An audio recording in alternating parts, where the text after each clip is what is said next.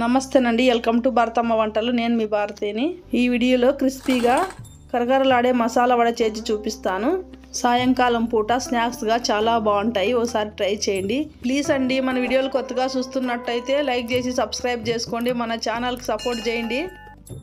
1 cup శనగపప్పు తీసుకొని 2 సార్లు శుభ్రంగా కడిగి 2 కప్పులు వాటర్ వేసి 2 గంటల సేపు నానబెట్టాలి. మీకు ఫాస్ట్గా కావాలంటే వేడి నీళ్ళు వేస్తే తొందరగా నానుతాయండి.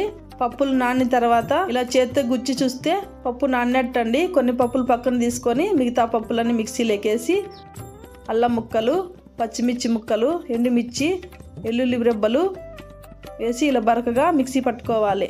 ప్లేట్లోకి తీసుకొని 1 టేబుల్ స్పూన్ బియ్యం పిండి, 1 టేబుల్ స్పూన్ శనగపిండి, తగినంత salt, 1/2 teaspoon garam masala, 1/2 teaspoon వాము పొడి, నానబెట్టుకున్న శనగపప్పు, చిన్నగా కట్ చేసిన ఆనియన్, చిన్నగా కట్ చేసిన కరివేపాకు, కొత్తిమీర, పుదీనా వేసి పిండి అంతా మసాలాలకు బాగా కలుపుకోవాలి. నేను ఇక్కడ వాటర్ వేయలేదండి.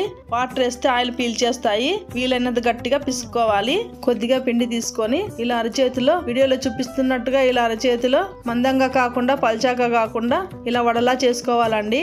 కడాయిలో ఆయిల్ పోసి ఆయిల్ వేడయ్యాక వడలన్నీ ఒక్కొక్కటి వేసి డీప్ ఫ్రై చేసుకోవాలి. అన్నీ ఇలానే చేసుకోవాలి. ఇలా తిప్పుతూ క్రిస్పీగా డీప్ ఫ్రై చేసుకోవాలి. నిదానంగా సిమ్లో పెట్టుకొని వడలన్నీ డీప్ ఫ్రై చేయడం వల్ల లోపల దాకా క్రిస్పీగా వేగుతాయండి.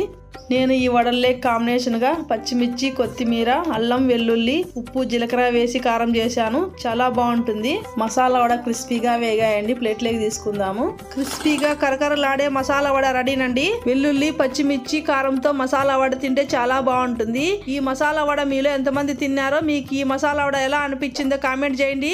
లైక్ చేసి షేర్ చేసి సబ్స్క్రైబ్ చేసుకోవచ్చు కదండి. మీ అమూల్యమైన టైం కేటాయించి చూసినందుకు చాలా థ్యాంక్స్ అండి.